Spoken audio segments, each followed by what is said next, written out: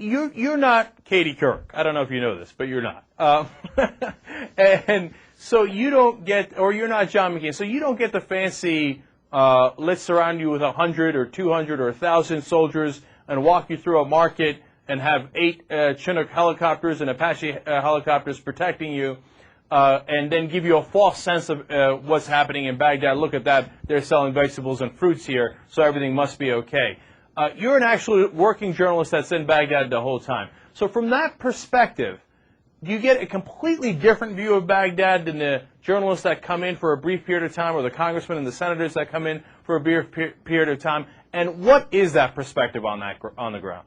It's absolutely different. I think these congressional delegations that come in, I mean, I can't really say what the other journalists who come in are doing, but at least the itineraries of a lot of these congressional delegations, which I've seen, and I've seen them in Baghdad at press conferences and so on, is not at all representative of what's going on in the city or even the country at large from my experience. I mean, they basically, I mean, it wouldn't be too much of a stretch to say they basically get a dog and pony show, go out to a few bases, they're guarded the whole time. I mean, they are not independently roaming around the country and talking and hearing independent voices. So while, they may see statistics, they may hear about particular conditions on the ground that have improved in certain areas, I don't think, the feedback from any of those congressional delegations can be taken as really any sort of substantial or meaningful feedback. But Beck, I got to ask you this, because I can't get a good sense of it sitting here in Los Angeles. Obviously, you're in Baghdad, you have 1,000 times better perspective on it. As a journalist, can you walk outside of the green zone and just, as an American, and just stroll around the city and come back? Would you be fine? Or what would happen to you if you weren't fine?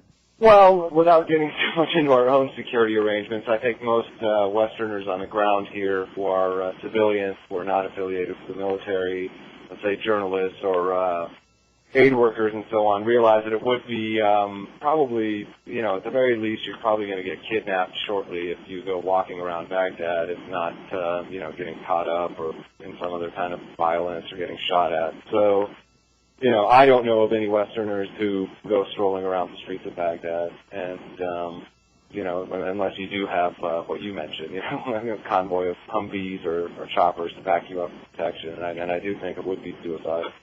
You think it would be suicidal? So if you're a Westerner, the idea of going out for a stroll in Baghdad you're calling it suicidal, that your chances of getting either killed or kidnapped is incredibly high. I would say it's 100%.